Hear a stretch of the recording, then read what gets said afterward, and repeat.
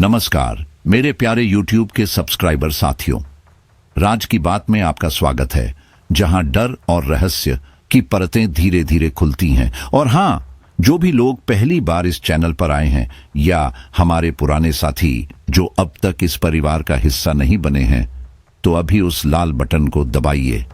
सिर्फ एक क्लिक और आप दिल और दिमाग से इस कहानीकार परिवार का हिस्सा बन जाएंगे। आपका स्वागत है। जल्दी से सभी लोग नीचे कमेंट बॉक्स में अपना नाम लिखें। ये भी बताएं कि हमारी कहानियां ये आपको कैसी लगती हैं। आपका एक कमेंट, एक सब्सक्राइब मेरे लिए एक नई प्रेरणा बन जाता है। तो चलिए बिना समय गंवाए आज की कहानी शुरू करते हैं। लेकिन एक चेतावनी, आज की यह कहानी आपको ले चलेगी एक ऐसे मकान की ओर जहां अंधकार सिर्फ रोशनी के जाने से नहीं बल्कि उस घनी परछाई से पैदा होता है जिसमें कैद है एक ऐसी रूह जो मरने के बाद भी जिंदगी से नाता तोड़ने को तैयार नहीं। यह कहानी उस रहस्यमय रात की है जब एक खोदी गई जमीन ने अपने सीने में दबे सच को पहली बार बाहर झांकने दिया। अगर आप तैयार हैं तो इस सच्ची घटना पर आधारित किस्से में उतरिए, लेकिन चेतावनी है, इसे रात में न सुने क्योंकि यह कहानी आपकी नींद चुरा सकती है। दिसंबर की एक सर्द रात थी। बाहर गलियों में सन्नाटा पसरा था और अंदर नए मकान की दीवारें भी जैसे अजनबी सी लग रही थीं। मैं, नैना, इस 3 BHK घर में अकेली थी। आर्य, मेरे पति, एक इमरजेंसी मीटिंग के लिए मुंबई गए थे। वादा था कि अगले दिन लौट आएंगे और मैंने भी पूरे आत्मविश्वास से कहा था, बस एक रात की ही तो बात है, मैं मैनेज कर लूंगी। पर अब रात के ठीक 12:30 पर जब पूरा घर गहरी नींद में था सिवाय मेरे, मैं करवटें बदल रही थी।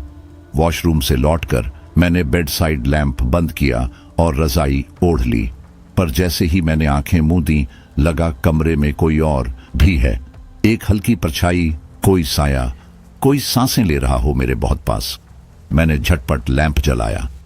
रोशनी हल्की थी पर काफी थी, यह देखने के लिए कि सामने दीवार पर टंगी आर्य की होड़ वाली जैकेट अंधेरे में किसी आदमी जैसी लग रही थी।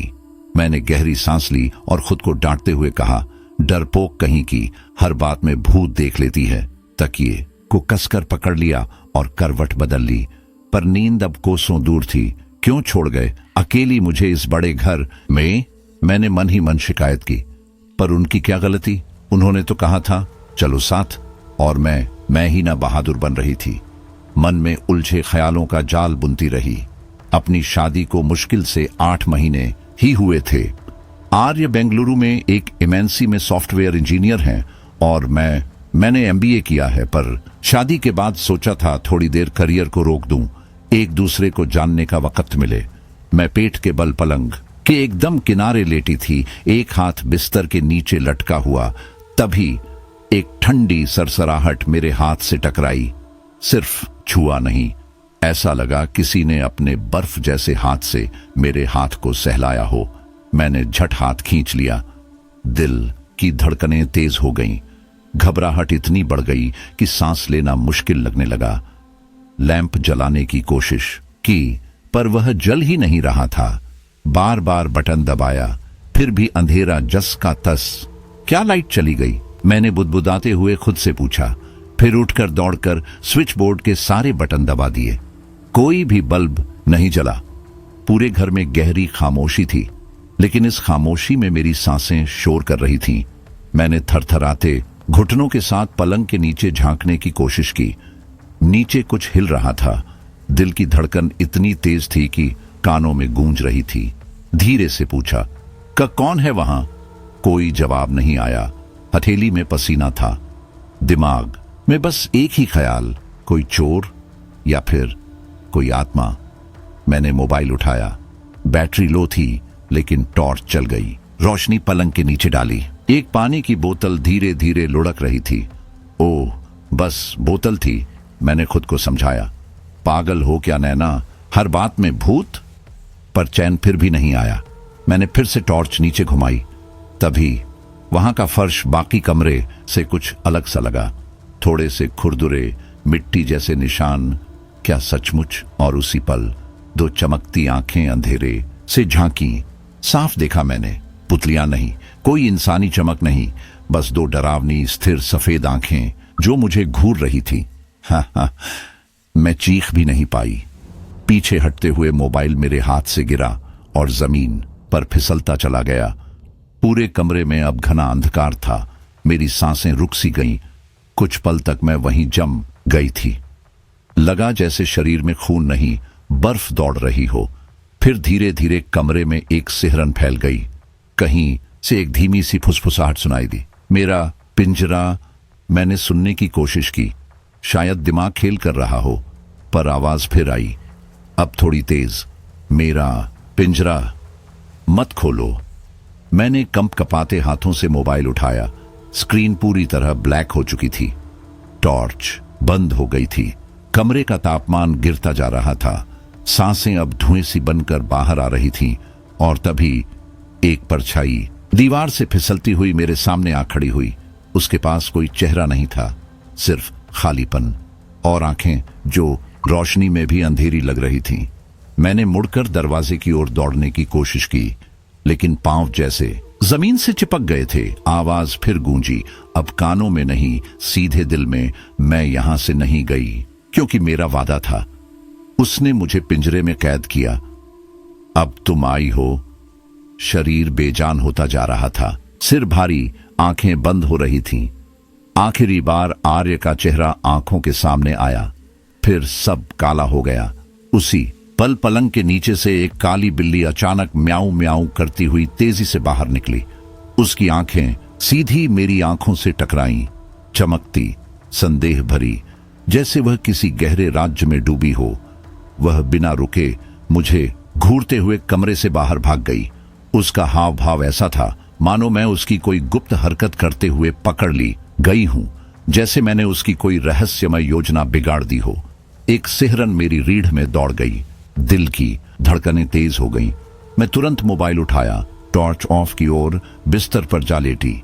आंखें बंद करने की कोशिश की, लेकिन अंदर कुछ उथल पुथल मची थी। दिल बेचैन था और अंधेरे से जैसे डर सा बैठ गया था। कुछ समझ नहीं आ रहा था। दिमाग किसी आशंका में डूब गया। मैंने फिर मोबाइल उठाया, टॉर्च ऑन की, कमरे की छत की ओर रोशनी घुमाई और उसी पल मेरी सांस जैसे रुक गई। मेरी नजर सीधे बंद पड़े पंखे पर जा टिकी। मेरे सिर के ठीक ऊपर पंखे से एक लड़की की लाश सफेद कपड़े में लिपटी हुई लटक रही थी। हाँ, हाय!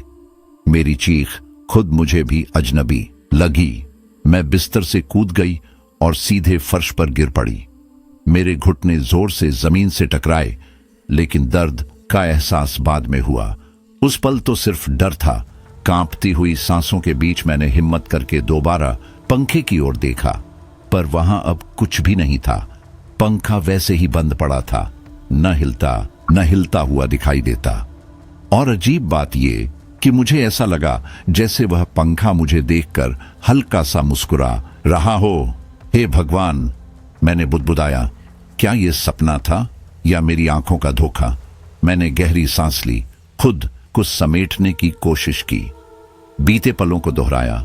याद आया, मैं बाथरूम से लौटकर बिस्तर पर लेटी थी। फिर शायद मुझे नींद आ गई और वही डरावना सपना शुरू हो गया। लेकिन सब कुछ इतना सजीव था, इतना असली। अगर मैं वाकई गिरकर ना उठती तो शायद सच में हार्ट अटैक आ जाता। मैं फफकने ही वाली थी। दिल में एक अजीब घबराहट थी। उसी वक्त मेरी नजर कमरे की लाइट पर पड़ी। वो जल रही थी। बल्ब और साइड लैंप दोनों ऑन थे। नहीं, ये कैसे हो सकता है? मैंने खुद से कहा। मैं तो सारी लाइट्स बंद करके सोई थी और सपने में भी याद है मैंने गुस्से में सारे बटन एक साथ दबा दिए थे। तो अब लाइट्स ऑन कैसे? ये ख्याल आते ही मेरा दिल बैठने लगा। क्या वो सपना हकीकत में बदल गया था? मैंने जल्दी से अपना फोन उठाया, लेकिन स्क्रीन पर लो बैटरी का सिग्नल दिखा और वो तुरंत स्विच ऑफ हो गया। अब मैं पूरी तरह उलझ चुकी थी। ये सब क्या चल रहा था? क्या मैं अभी भी सपना देख रही हूं? फिर पंखे से झूलती लाश, वो गई कहां? कुछ तो गड़बड़ है, मैंने फुसफुसाते हुए खुद से कहा। एक और ख्याल ने मुझे झकझोर दिया। क्या मुझे कोई नींद में चलने की बीमारी है, जिसमें इंसान सोते हुए उठकर काम करता है और खुद को पता भी नहीं चलता? क्या मैंने नींद में उठकर कुछ किया और उस दौरान बस डरावना सपना देखा? माथा दर्द करने लगा, जैसे दिमाग में सुइयां चुभ रही हों। मैंने खुद को कसकर थप्पड़ मारा। धप। चेहरे पर दर्द महसूस हुआ, एक ठंडी चुभती हुई तस्दीक कि मैं जाग रही थी। ये सपना नहीं था। जल्दी से फोन चार्ज पर लगाया और खुद को समेटकर बिस्तर पर बैठ गई। प्यास ने गला सुखा दिया था। पानी पीने की याद आई। मैंने स्टूल की ओर देखा, पानी की बोतल नहीं थी। डर फिर से घिराया। मैंने डरते डरते पलंग के नीचे झांका।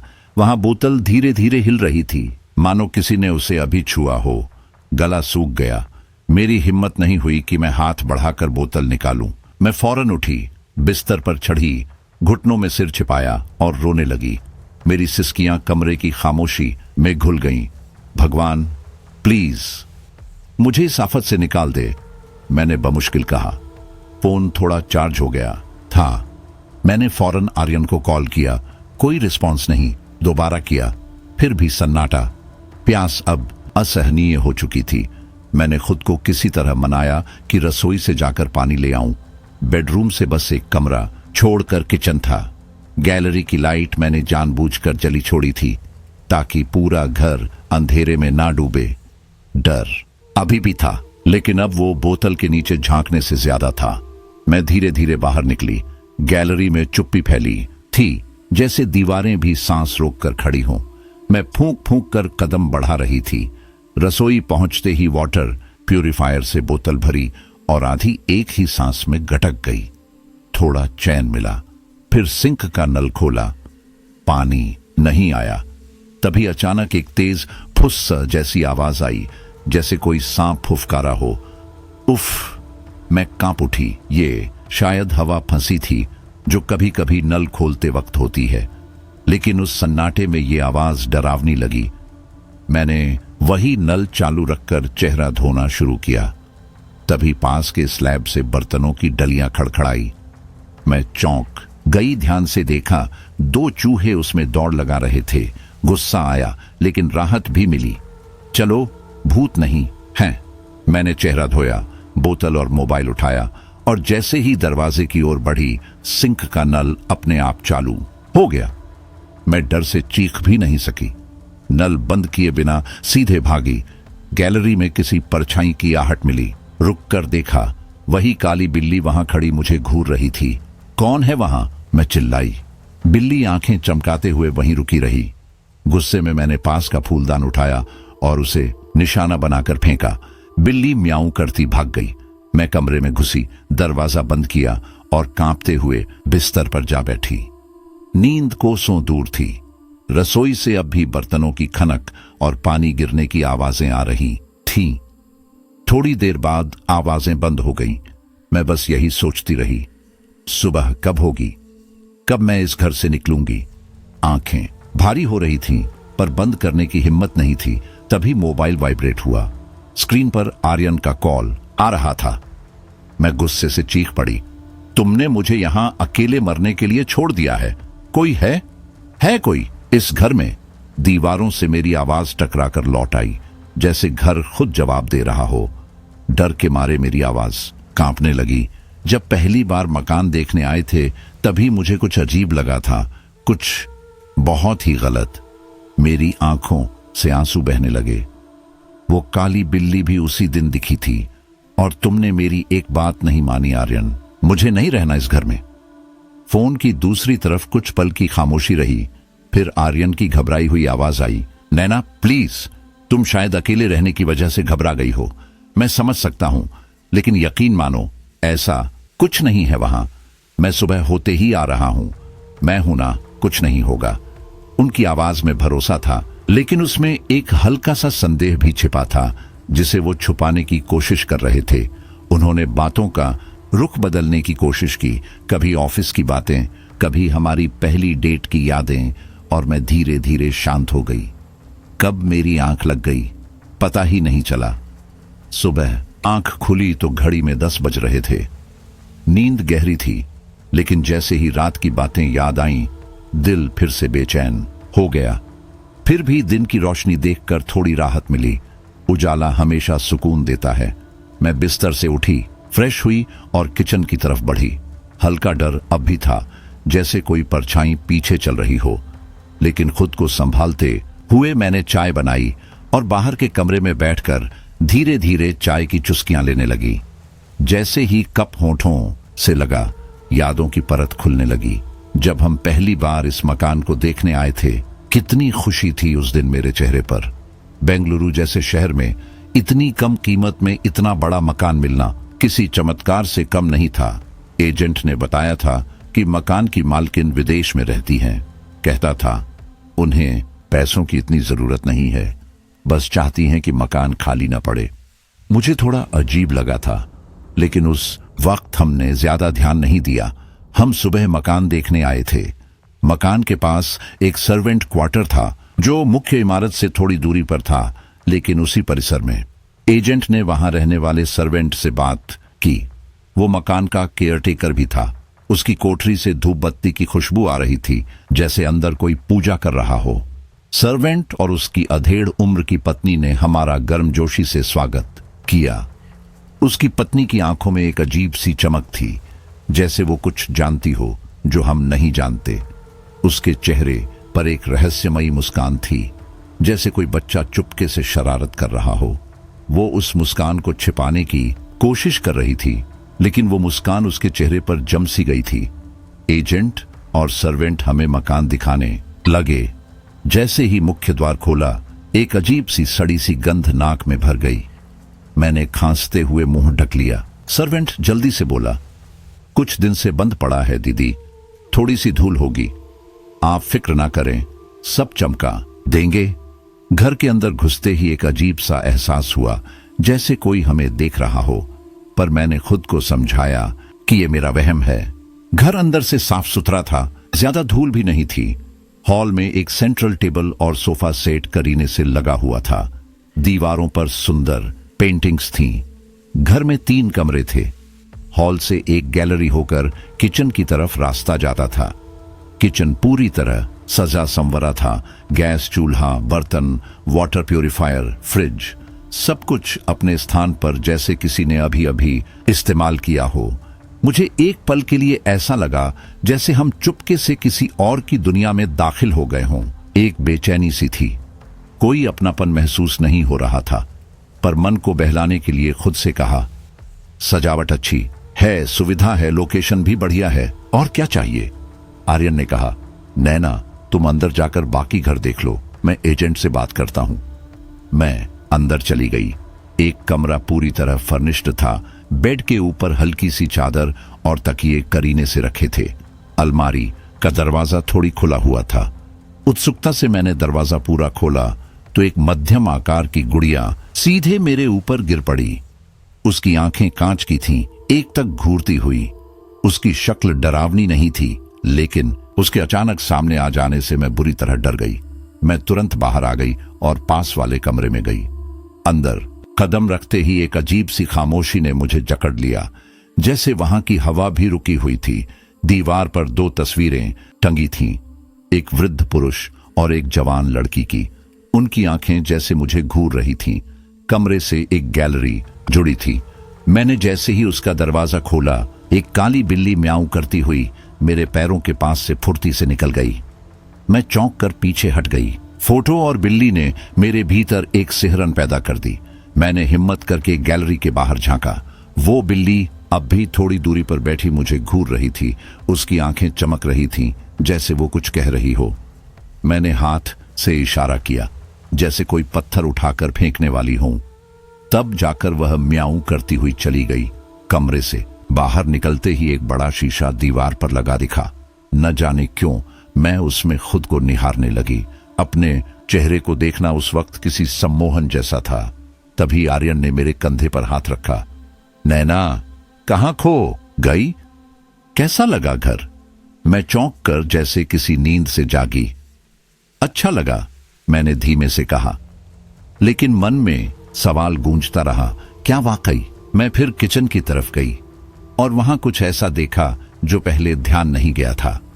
स्लैब के पास एक छोटा सा पूजा घर बना हुआ था जिसमें देवी देवताओं की मूर्तियां रखी थीं, पर वे मूर्तियां जैसे किसी ने जल्दबाजी में एक कोने में ठूंस दी हों। कोई सजावट नहीं, कोई दिया बाती नहीं। मैं कुछ देर वहीं खड़ी रही, उन मूर्तियों को देखती रही। सोचने लगी, क्या मकान मालिक ने इस पूजा घर को छोड़ते वक्त कुछ अनकहा भी छोड़ दिया था? तभी एजेंट की आवाज आई, मैडम, मकान पसंद आया? मैंने धीरे से गर्दन हाँ में हिला दी। आवाज में कोई भरोसा नहीं था, शायद खुद से भी झूठ बोल रही थी। मैं कुछ कहने ही वाली थी कि एजेंट बीच में बोल पड़ा, मैडम जी, इससे अच्छा और सस्ता मकान आपको यहां नहीं मिलेगा। मकान मालकिन विदेश में रहती हैं, साल में बस एक बार आती हैं। उन्हें पैसों से ज्यादा मकान खाली न रहने की फिक्र है, इसलिए उन्होंने ये इतना सस्ते में दे दिया, वरना फुल्ली फर्निश्ड मकान आपको इतनी कम कीमत में कहां मिलता। आपको कुछ लाने की जरूरत नहीं, बस एक अटैची उठाइए और शिफ्ट हो जाइए। उसकी बातों में आत्मविश्वास था, लेकिन मेरे भीतर कुछ खटकने लगा था। अब समझ आने लगा था कि मकान की कीमत इतनी कम क्यों है। कोई यूं ही इतना बढ़िया घर इतनी कम कीमत में नहीं देता, वो भी फर्निश्ड। कुछ तो बात जरूर है, लेकिन अब मैं फंस चुकी थी। पूरे 3 महीने का किराया दे चुकी थी। इतनी जल्दी दूसरा मकान ढूंढना मुश्किल था। दिमाग में उथल पुथल मच गई थी। मैं सोच में डूबी जा रही थी कि आर्य कब आएंगे, उन्हें सब कुछ बताना है। घड़ी देखी, दोपहर के 12 बजे थे। मैंने आर्य को कॉल किया, आर्य, तुम कब तक आओगे? उन्होंने कहा, 3 बजे तक पहुंच जाऊंगा, बस थोड़ा ट्रैफिक है। ठीक है, मैंने कहा और फोन रख दिया। मैंने सोचा तब तक फ्रेश हो लेती हूं। कपड़े लेकर बाथरूम में चली गई। वेस्टर्न पॉट पर बैठी और आंखें बंद कर लीं। सिर भारी लग रहा था। रात भर ठीक से नींद नहीं हुई थी, शायद उसी की थकान थी। करीब 10 मिनट ही बीते होंगे कि अचानक आंख खुल गई। फ्लश चलाने के लिए हाथ बढ़ाया ही था कि महसूस हुआ बाथरूम में अंधेरा छा गया है। लाइट चली गई क्या? मैंने मन ही मन सोचा। दिल की धड़कन थोड़ी तेज हो गई। अजीब सा डर महसूस हुआ। मैं झटपट उठी और बाहर निकलकर खिड़की की तरफ गई। पर्दा हटाया तो देखा बाहर घना अंधेरा, चारों ओर बादल ही बादल। आसमान काले धुएं सा लग रहा था। दिन में ही रात का सा सन्नाटा, हवा तक बंद थी। ये मौसम भी अजीब है, मैंने खुद से कहा। अभी तक तो धूप खिली हुई थी। मैं वापस मुड़ी ही थी कि फर्श पर फिसल गई। चौंक कर देखा, मैं अभी भी बाथरूम में ही थी और सब कुछ सामान्य था। बाथरूम की लाइट जल रही थी, मौसम भी साफ था। क्या मैं पॉट पर बैठे बैठे ही सो गई थी? मैंने खुद से कहा और हंस दी। रात की थकान थी, झपकी लग गई होगी।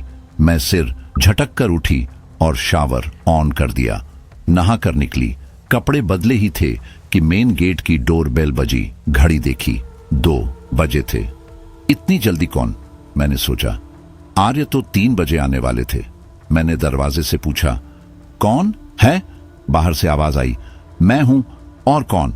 आर्य की आवाज थी। मैं झटपट दरवाजा खोलने भागी। वो अंदर आए। मैं उन्हें देखकर राहत की सांस लेने लगी। पर आप तो 3 बजे आने वाले थे, मैंने हैरानी से पूछा। वो मुस्कुरा दिए। नहीं आना चाहिए था क्या? मैंने उनकी ओर तिरछी नजर से देखा। आप भी ना बैठिए, मैं कुछ खाने पीने को लाती हूं। उन्हें देखकर रात का सारा डर जैसे हवा हो गया था। मैंने जल्दी से चाय और पोहा बना दिया। घड़ी में 2:45 बज रहे थे। उन्हें नाश्ता दिया और गीले कपड़े सुखाने बालकनी में चली गई। तभी फिर डोर बेल बजी। इस बार आवाज बिल्कुल स्पष्ट थी। मैं थोड़ी चौंकी। आर्य, देखिए तो कौन है? मैंने आवाज लगाई। कोई जवाब नहीं आया। सो गए होंगे शायद, मैंने सोचा। थके होंगे। लेकिन डोर बेल बार बार बज रही थी। अब गुस्सा आने लगा। कपड़े वहीं छोड़कर मैं दरवाजे की ओर भागी। कौन है? मैंने दरवाजे से फिर पूछा। फिर वही आवाज आई, मैं हूं। और कौन? इस बार जैसे कलेजा मुंह को आ गया।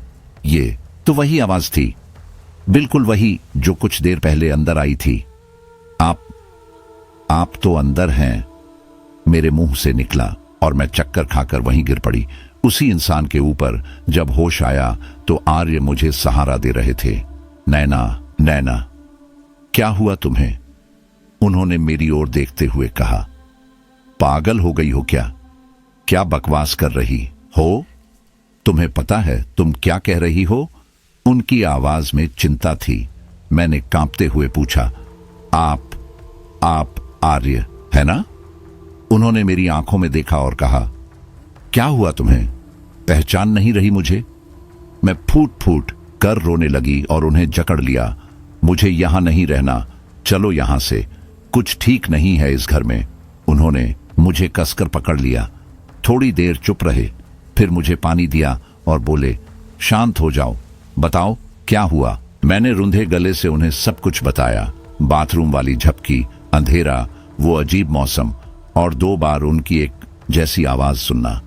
वो ध्यान से सुनते रहे, फिर बोले, देखो तुम बहुत थकी हुई थी, नींद पूरी नहीं हुई, उस पर नया माहौल, रात को डर गई थी और वही डर मन में बैठ गया।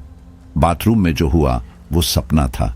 फिर जब मैं आया, तुम्हारा मन पहले से इतना बेचैन था कि तुमने असल और सपना अलग नहीं किया। यही सब हो रहा है। उनकी बातों में तर्क था, सुकून भी। मैं खुद को समझाने लगी, हाँ शायद यही हुआ होगा। मैंने उन्हें कसकर पकड़ लिया। प्लीज अब कभी मुझे अकेला मत छोड़ना, मैंने कहा। वो मुस्कुरा दिए।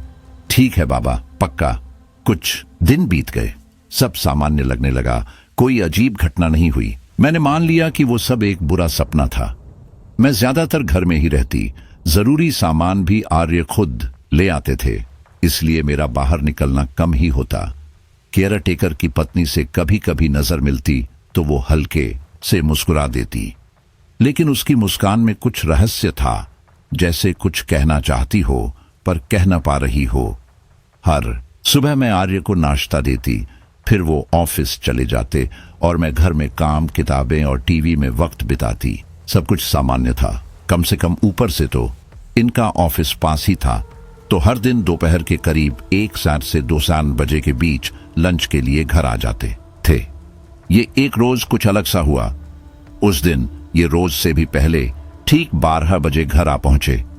दरवाजा खोलते ही बोले, आज थोड़ा जल्दी फ्री हो गया हूं, खाना दे दो जल्दी, वापस भी जाना है। मैं थोड़ा हैरान जरूर हुई, लेकिन कुछ नहीं पूछा। फटाफट गर्मा गर्म रोटियां बनाई और दोपहर के ठीक 12:30 बजे ये खाना खाकर चले गए। मैंने जैसे ही रसोई साफ की और अपने काम से निपटी, तभी डोरबेल फिर बज गई। घड़ी में देखा 1:15। एक अजीब सा संशय मन में जागा, इतनी जल्दी कौन आ गया? मैंने बुदबुदाया। दरवाजा खोला तो सामने वही थे मेरे पति, चेहरे पर वही थकान, वही हड़बड़ी। अंदर आते ही बोले, जल्दी से खाना लगा दो, फिर ऑफिस जाना है। मैं एकदम ठिठक गई, लेकिन तुम तो आधे घंटे पहले ही खाना खाकर चले गए थे। मैं बोलने ही वाली थी कि इन्होंने बीच में ही बात काट दी। बाद में बोलना, पहले खाना दो, उन्होंने थोड़ा झुंझलाते हुए कहा। मैंने उलझन में पड़कर फिर से खाना परोस दिया। इस बार भी उन्होंने पूरे इत्मीनान से खाना खाया और जैसे कुछ हुआ ही न हो ऑफिस के लिए निकल गए। उनके जाने के बाद मैं रसोई में गई तो देखा वाकई 2 लोगों का खाना खत्म हो चुका था। थोड़ी सी सब्जी बची थी। मेरा शरीर कांपने लगा। क्या हो रहा है ये? मैं बुदबुदाई। मन बिल्कुल बेचैन था, इसलिए कुछ देर बाद मैं घर से निकलकर पास की दुकान तक चली गई। वहां एक औरत दुकान चला रही थी। उसने मुझे देखकर हल्की मुस्कान दी और पूछा, पहली बार देख रही हूं आपको, नई आई हो क्या? मैंने जवाब दिया, हाँ, उसी कोठी में रहने आई हूं जो। मैंने जैसे ही घर का नाम लिया, उसके चेहरे का रंग उड़ गया। आंखों में अचानक कुछ अजीब सा उतर आया। फिर उसने कुछ नहीं कहा और मैं भी चुपचाप सामान लेकर लौटने लगी। वापसी में केयर टेकर की पत्नी अपनी कोठरी के बाहर खड़ी दिखी। मैंने उसे नमस्ते कहा। उसने भी सिर हिलाकर अभिवादन किया। उसकी कोठरी से धूप बत्ती की मीठी गंध आ रही थी। मैंने सहजता से पूछा, आपके साथ और कौन रहता है? वो पल भर के लिए रुकी, फिर बोली, कोई नहीं, और बिना कुछ और कहे अंदर चली गई। उसके व्यवहार में कुछ तो छुपा था। मुझे साफ महसूस हुआ वो कुछ नहीं बताना चाहती। मैंने चुपचाप कोठरी के पीछे जाकर झांकने की ठान ली। खिड़की से झांका तो मेरा दिल जैसे एक पल के लिए थम गया। अंदर एक 20-22 साल की लड़की बैठी थी, बाल बिखरे हुए, आंखें खाली और चेहरा बेहद पीला। सामने जमीन पर पूजा का सामान फैला था, कुछ लाल धागे, कपूर, सिंदूर और बीच में एक अजीब आकृति, मानो किसी अनदेखी शक्ति को बुलाया गया हो। वह लड़की बेसुध होकर बड़बड़ा रही थी, चली जा, भाग जा यहां से, ये तेरा नहीं है। मैं पत्थर बनी उसे देख रही थी कि अचानक उसने सिर उठाया। उसकी आंखें सीधी मेरी आंखों में देख रही थीं। मैं डर के मारे चीख नहीं पाई, बस उल्टे पांव भागी और घर में आकर दरवाजा बंद कर लिया। पीछे देखा तो केयरटेकर की पत्नी खड़ी थी, निगाहें मुझ पर और चेहरे पर एक रहस्यमयी मुस्कान। शाम को जब पति लौटे तो मैंने सारा किस्सा सुना दिया, बस कोठरी वाली बात छुपा ली। उन्होंने सब सुनकर बस इतना कहा, तुम्हें भूत प्रेत वाली फिल्में देखना बंद कर देना चाहिए, असल जिंदगी में ऐसा कुछ नहीं होता। वो मेरी बातों पर यकीन नहीं कर पा रहे थे और शायद मैं खुद भी नहीं कर पा रही थी। कोई ठोस सबूत नहीं था, कोई बड़ा नुकसान नहीं हुआ था, सिर्फ डर। लेकिन इसके बाद घर में अजीब घटनाएं आम हो गईं। टीवी अपने आप ऑन हो जाता, एसी और कूलर अपने आप चलने लगते, किचन का नल अपने आप खुल जाता और फिर खुद ही बंद हो जाता। कभी कभी बर्तन गिर जाते, जैसे किसी ने जानबूझकर फेंके हों। एक दिन मैं चटनी बना रही थी, तभी कटोरी खुद ब खुद सरक कर जमीन पर जा गिरी। अब ये सब मेरे लिए रोजमर्रा की बातें बन चुकी थीं। मैंने खुद को मानसिक रूप से मजबूत करना सीख लिया था और अब इन घटनाओं को नजरअंदाज करने लगी थी, पर इनका सिलसिला थमा नहीं। कुछ था उस घर में कोई जो खुद को दिखाना चाहता था, मगर उसने अब तक मुझे किसी तरह का नुकसान नहीं पहुंचाया था। अब तो मेरे पति का 2 बार आना भी एक रूटीन बन गया था। रोज दोपहर को पहले 12 बजे आते, फिर 1:15 पर फिर से। एक दिन की बात है, मैं कमरे से निकलकर हॉल की तरफ जा रही थी, तभी आईने में एक लड़की को देखा। वो अपने बालों में कंघी कर रही थी। मेरी रीढ़ में सिहरन दौड़ गई, पर अब आदत हो चुकी थी। बिना कुछ कहे, जैसे कुछ देखा ही न हो, मैं आगे बढ़ गई। रोज की तरह मैंने शाम को सब कुछ इन्हें बताया। इस बार उन्होंने अपने डॉक्टर दोस्त से बात की। डॉक्टर ने कहा, शायद ये स्किज़ोफ्रेनिया है, इसमें इंसान वो चीजें देखता और सुनता है जो असल में होती ही नहीं। अब मैं कुछ भी कहती तो वो मुझे सीधे मनोचिकित्सक के पास ले जाते, इसलिए मैंने चुप रहना ही बेहतर समझा। लेकिन एक दिन मैं अपने बेड पर लेटी थी, दोपहर का वक्त था। अचानक मेरी नजर पलंग के दूसरे तरफ गई। वहां कोई लेटा हुआ था, एक आदमी, सांवला चेहरा, बंद आंखें, शांत शरीर। मैं सन्न रह गई। चीख निकलने को थी, पर आवाज गले में अटक गई। उठने की कोशिश की, पर शरीर मानो जड़ हो गया हो। मैंने घबराकर आंखें बंद कर लीं। कुछ देर बाद हिम्मत करके दोबारा आंखें खोली, वहां कोई नहीं था। मैं दौड़ती हुई घर से बाहर निकली, बिना मोबाइल उठाए। बाहर वही केयरटेकर की पत्नी मिली। मैंने कांपती आवाज में कहा, घर में कोई था? एक आदमी मेरे पलंग पर। वो मुस्कुरा दी, वही पुरानी रहस्यमयी मुस्कान। मुझे गुस्सा आ गया, मैं चीख पड़ी, तुम मुझसे कुछ छुपा रही हो, है ना?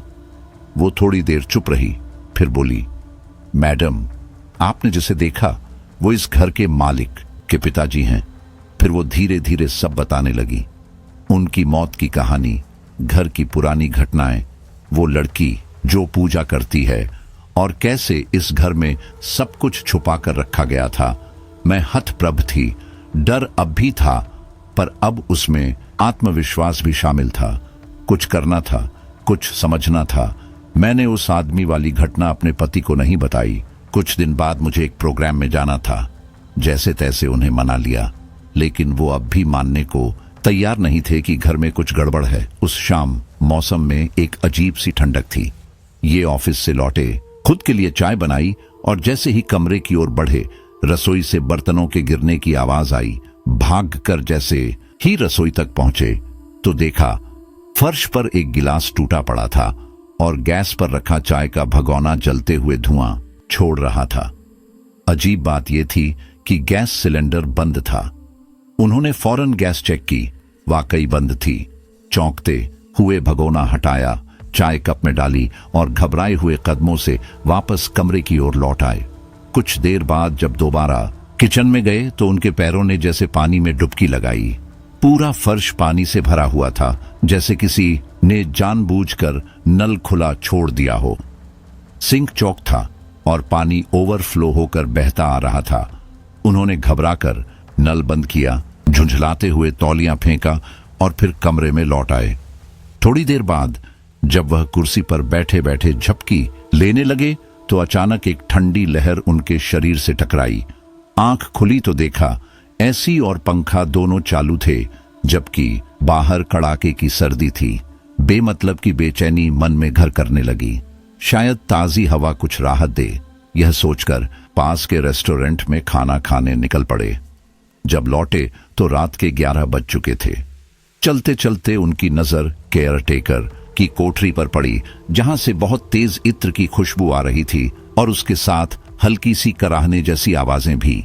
वह ठिठक कर ध्यान से सुनने लगे और जैसे ही कदम आगे बढ़ाए, कंधे पर किसी का हाथ महसूस हुआ। झटका खाकर मुड़े तो देखा केयरटेकर की पत्नी खड़ी थी। बिटिया की तबीयत खराब है साहब, उसने धीमी आवाज में कहा। आप आराम कीजिए। उसकी आवाज में अजीब सी थकावट और एक डर छुपा हुआ था, लेकिन वह कुछ बोले बिना घर लौट आए और बिस्तर पर लेट गए। आधी रात को एक औरत के सिसकने की आवाज ने उनकी नींद उड़ा दी। चारों ओर अंधेरा पसरा था, बिजली चली गई थी। उन्होंने मोबाइल उठाया और टॉर्च जलाकर आवाज के पीछे बढ़ने लगे। जैसे ही किचन के पास पहुंचे, अचानक 2 चमकती आंखें दिखाई दी। एक काली बिल्ली टॉर्च की रोशनी में छलांग लगाकर उनके सामने से गुजर गई। एक पल के लिए सब शांत हो गया। फिर अचानक रसोई से बर्तनों के गिरने की आवाजें आने लगी। बाहर ऐसा लगा जैसे जोरों की बारिश हो रही हो, जबकि खिड़की से देखा तो आसमान साफ था। दूर कहीं कुत्ते जोर जोर से भौंकने और रोने लगे। माहौल डरावना होता जा रहा था। तभी घर के अंदर पायल की छनछनाहट गूंजी, जैसे कोई दौड़ता हुआ अंदर की ओर भागा हो। उन्होंने झटपट पीछा किया और जैसे ही बेडरूम के पास पहुंचे, दरवाजा खुद ब खुद अंदर से बंद हो गया। अंदर से किसी के सिसकने की और फिर अचानक एक चीख की आवाज आई। सन्नाटा छा गया। कुछ पलों बाद दरवाजा चरमराता हुआ खुला। उन्होंने मोबाइल की रोशनी अंदर डाली और सामने का दृश्य देखकर उनकी सांस अटक गई। एक लड़की की लाश पंखे से झूल रही थी। उसकी बेजान आंखें खुली थीं, जैसे उन्हें घूर रही हों। उनके माथे से पसीना बहने लगा। वो जैसे ही मुड़े तो देखा कमरे के बाहर लगे शीशे में एक आदमी का प्रतिबिंब दिखाई दे रहा था। वह आदमी उन्हें एकटक घूर रहा था। सबसे डरावनी बात ये थी कि उसकी कद काठी धीरे धीरे बढ़ रही थी, जैसे किसी परछाई को आकार मिल रहा हो। यह सब देखकर वह लड़खड़ाकर जमीन पर गिर पड़े और बेहोश हो गए। सुबह जब होश आया तो वह अपने पलंग पर लेटे हुए थे। कमरे की खामोशी और सुबह की हल्की रोशनी के बीच वह घटनाएं जैसे मन में फिर से चलचित्र की तरह चलने लगी। यह सपना था या हकीकत तय कर पाना मुश्किल था, लेकिन अब उन्हें अपनी पत्नी की कही बातों की गंभीरता समझ आने लगी थी। वो शायद सच बोल रही थी। सिर में तेज दर्द था। जैसे ही नजर फिर पंखे पर पड़ी, बदन में झुरझुरी दौड़ गई। उन्होंने तुरंत सामान उठाया और घर से बाहर निकल पड़े। बाहर केयर टेकर की पत्नी खड़ी थी। क्या हुआ साहब? तबीयत ठीक नहीं लग रही। नींद पूरी नहीं हुई शायद, उसने पूछा। उनका चेहरा तमतमा उठा। उनके जहन में कोठरी की रात की हल्की सी झलकियां कौंध गईं। वह लड़की, उसकी कराह, वह गंध। सच सच बता, वह गरजे। क्या लफड़ा है इस मकान में? तू रात में क्या छुपा रही थी? औरत घबरा गई। मैं कुछ नहीं छुपा रही साहब, सीधे बता। अपने आदमी को बुला। मेरा दोस्त थाने में है, अभी पुलिस बुलाता हूं। पुलिस का नाम सुनते ही वो औरत जमीन पर हाथ जोड़कर गिर पड़ी। साहब मत बुलाइए पुलिस, मैं सब सच बता देती हूं। वह एक सांस में बोलती चली गई। उनके पति सन्न रह गए। यह मकान शापित है साहब, प्रेत आत्माएं हैं यहां। मेरी बेटी एक बार गलती से इस मकान में चली गई थी। उस दिन उसने आईने के सामने खड़े होकर अपने बाल काट डाले थे।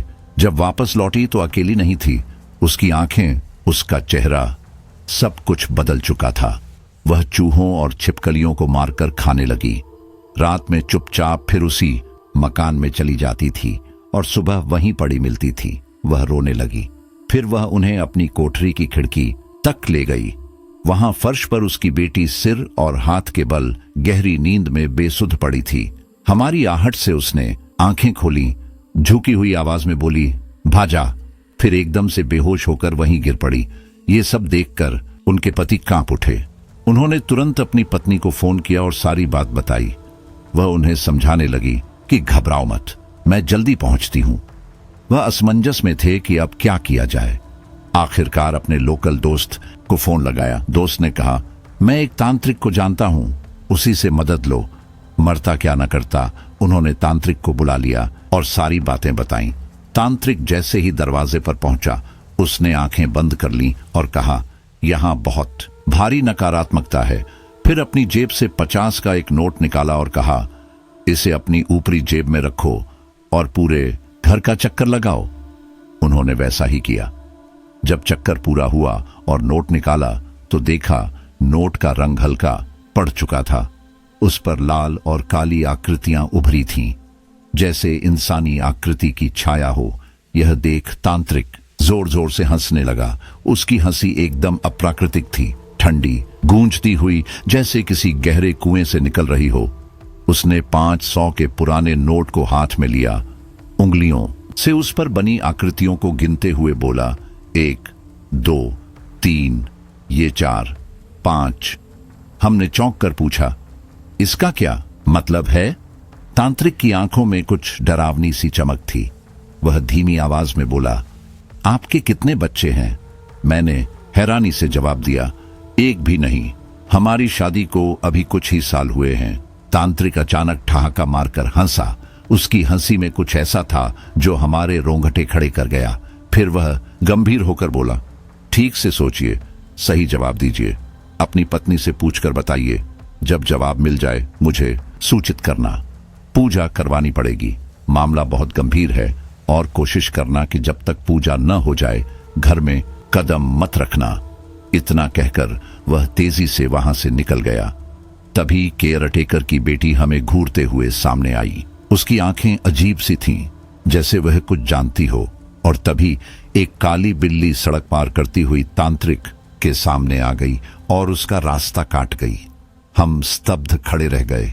उस नोट की आकृतियों में आखिर ऐसा क्या रहस्य छिपा था? दोस्तों, अगर आप अब तक इस कहानी के साथ हैं तो एक गुजारिश है, अगर कहानी पसंद आई हो तो चैनल को सब्सक्राइब करें और वीडियो को शेयर करें। आपका समर्थन हमें और डरावनी कहानियां लाने के लिए प्रेरित करता है। यह अनुभव वाकई अजीब और डरावना था। एक ऐसा इंसान जो पहले भूत प्रेत को मन का वहम मानता था, अब हर तांत्रिक विद्या, आत्मा और रहस्य पर यकीन कर बैठा था।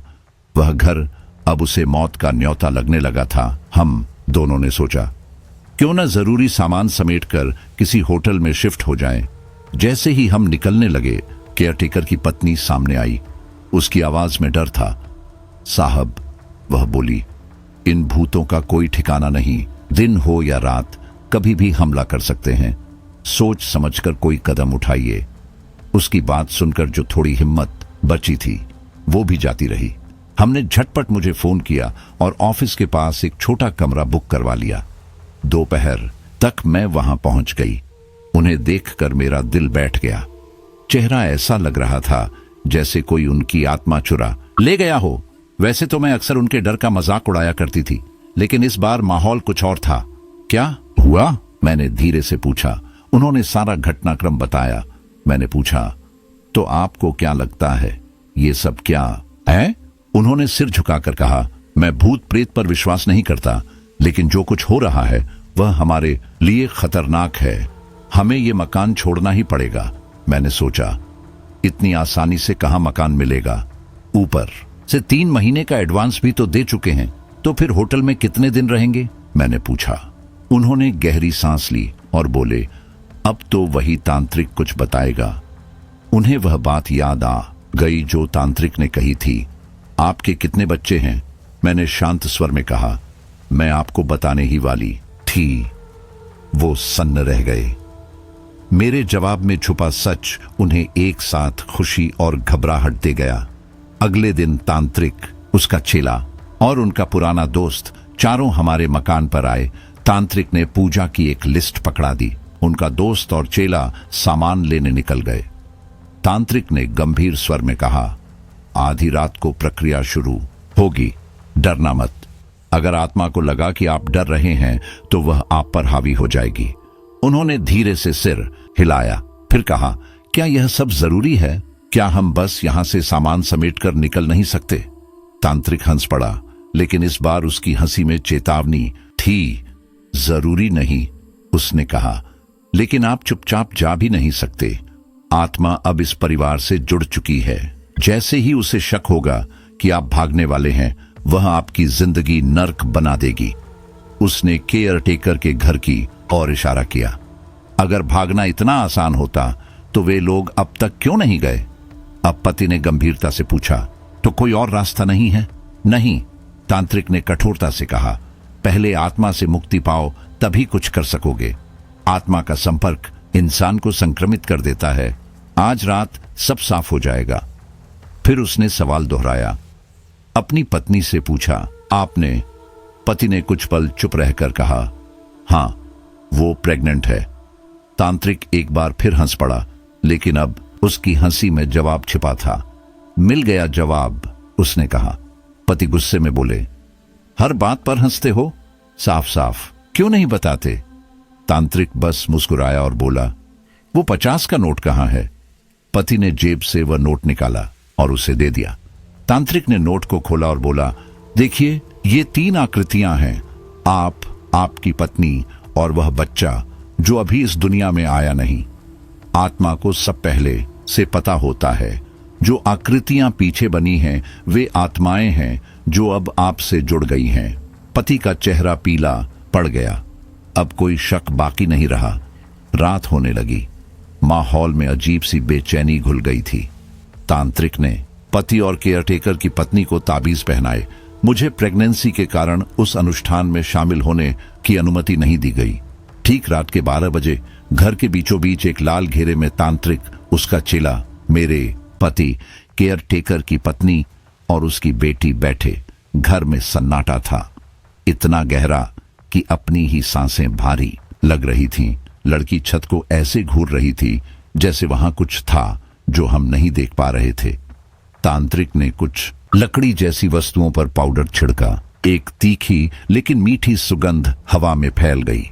सब चुप थे, जैसे किसी अनहोनी का इंतजार हो। तभी रसोई से बर्तन गिरने की आवाजें आने लगीं। फिर एक झोंका, जैसे आंधी चल रही हो। बल्ब बार बार जलने और बुझने लगे। चीखें गूंजने लगीं। पति ने बताया कि उन्हें किसी के रोने की आवाज भी आई। फिर सब कुछ अचानक शांत हो गया। एक काली बिल्ली सामने आई और हमें घूरने लगी, जैसे चेतावनी दे रही हो। और तभी केयरटेकर की बेटी कांपने लगी। उसकी आंखें ऊपर को पलट गईं। चेहरा बिगड़ने लगा। अब वो लड़की नहीं थी, उसमें कोई और था। तांत्रिक ने इशारे से सबको चुप कराया। कौन है तू और यहां क्या कर रही है? उसने पूछा। लड़की की आंखें ऊपर चढ़ी रहीं, लेकिन होंठ फड़फड़ाए। यह मेरा घर है। तू कौन है जो यहां चला आया? तांत्रिक बोला। इस लड़की को क्यों परेशान कर रही है? कमरे का तापमान गिर गया और अब असली परीक्षा शुरू होने वाली थी। इस बार लड़की ने बेहद शांत स्वर में जवाब दिया, जैसे किसी पुरानी सच्चाई को दोहराते हुए, मैं किसी को परेशान नहीं करती। ये उसकी खुद की गलती थी जो मेरे रास्ते में आ गई। तांत्रिक ने उसकी आंखों में झांकते हुए पूछा, वो तेरे रास्ते में आई कैसे? लड़की की आवाज थोड़ी कड़वी हो गई। इसने मेरे आईने में देखा था। उस वक्त मैं आईने में ही मौजूद थी और जब इसने मुझे देखा, मुझे इसका शरीर भा गया। ये लड़की, ये मुझ जैसी ही है। इसका शरीर जैसे मेरा ही प्रतिबिंब हो। तांत्रिक की निगाहें संदेह से सिकुड़ गईं। और इस घर में जो बाकी लोग हैं, उन्हें कभी क्यों नहीं सताया? लड़की कुछ पल चुप रही, फिर धीमे स्वर में बोली, वो मैं नहीं बता सकती। तांत्रिक ने गुस्से में आकर काले रंग का चूर्ण उसकी ओर फेंका, जो सीधा उसके चेहरे पर जा गिरा। अचानक ही लड़की बुरी तरह तड़पने लगी। उसकी चीखें कमरे में गूंजने लगीं। छोड़ दो मुझे, वह चीख पड़ी। मत सताओ मुझे, वो मुझे सजा देगा। मैं कोई दुष्ट आत्मा नहीं हूं, लेकिन मैं मजबूर हूं। कहते हुए वह जोर जोर से रोने लगी। तांत्रिक ने उसका चेहरा कसकर पकड़ा। कौन सजा देगा? कौन है वो? लड़की की सांसें तेज चलने लगीं। जिसने इस घर को कब्जे में लिया है, मेरा मालिक। मैं उसकी गुलाम हूं। जैसे इंसानों में ताकतवर और कमजोर होते हैं, वैसे ही आत्माओं की दुनिया में भी होता है। ताकतवर आत्माएं हम जैसों को अपने अधीन कर लेती हैं। तांत्रिक का स्वर थोड़ा मुलायम हुआ। जो भी है, सच सच बता। मैं तेरी आत्मा को मुक्ति दिला सकता हूं, लेकिन अगर झूठ बोला तो तुझे चैन से नहीं मरने दूंगा। यह सुनकर लड़की की रुलाई और तेज हो गई। उसने धीरे से मेरे पति की ओर देखा और भर्राए स्वर में कहा, वो नहीं चाहता कि यह परिवार इस घर को छोड़ दे, इसलिए उसने इसकी पत्नी को बस एहसास करवाया, डराया नहीं। असल में उसकी नजर इसकी पत्नी पर है। कमरे में सन्नाटा छा गया। वह बोली, जब उसे पता चला कि इसकी पत्नी गर्भवती है, तो उसने इंतजार करना शुरू कर दिया। उसका इरादा है कि वह आने वाले बच्चे को मार डाले और उसी के शरीर में प्रवेश कर ले। जब इसकी पत्नी ने उन परछाइयों का एहसास किया, तो उसने अपने पति से कहा, मगर किसी ने उस पर भरोसा नहीं किया। सबने उसे पागल समझा। उसी भ्रम का फायदा उठाना चाहता था वो, इसलिए उसने उसे ज्यादा परेशान नहीं किया। लेकिन जब वह औरत इस घर से चली गई, तो उसे लगा उसका प्लान बिगड़ रहा है। तब उसने पति को निशाना बनाना शुरू किया। तभी लड़की ने अपनी आंखें तरेरते हुए केयर टेकर की पत्नी की ओर देखा। तुझे तो सब पता है ना कुसुम, तू क्यों नहीं बोलती? कुसुम, जो अभी तक चुपचाप खड़ी थी, घबराकर सिर हिलाने लगी, जैसे किसी छुपे हुए अपराध की पुष्टि कर रही हो। यह देख मेरे पति के चेहरे पर गुस्से की रेखाएं खींच गईं, लेकिन उन्होंने कुछ नहीं कहा, बस चुपचाप घूरते रहे। तांत्रिक ने आंखें सिकोड़कर कहा, हम तेरी बात पर कैसे यकीन करें? क्या पता तू अपनी जान बचाने के लिए यह सब कहानी बना रही हो। यह सुनते ही लड़की की आंखों में ज्वाला सी चमक उठी। उसकी सांसें तेज हुईं और वह गुस्से से बोली, मैं भी पहले इंसान थी, मेरी हत्या कर दी गई थी और तब से मेरी आत्मा इस दुनिया में भटक रही है। तुम इंसानों की दुनिया को बुरा कहते हो, आत्माओं की दुनिया उससे भी ज्यादा निर्दयी है।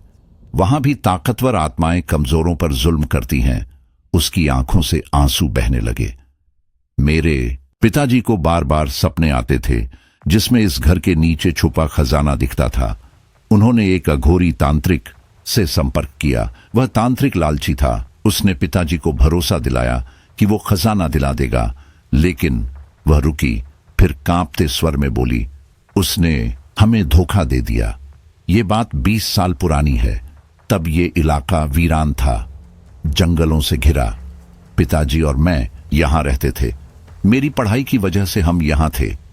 रमेश काका, जो अब केयरटेकर हैं, गांव से बुलाए गए थे। हमारे एक रिश्तेदार रामू काका घर का छोटा मोटा काम देखते थे। घर के पीछे एक बेर का पेड़ था, जिसमें झूला बंधा था।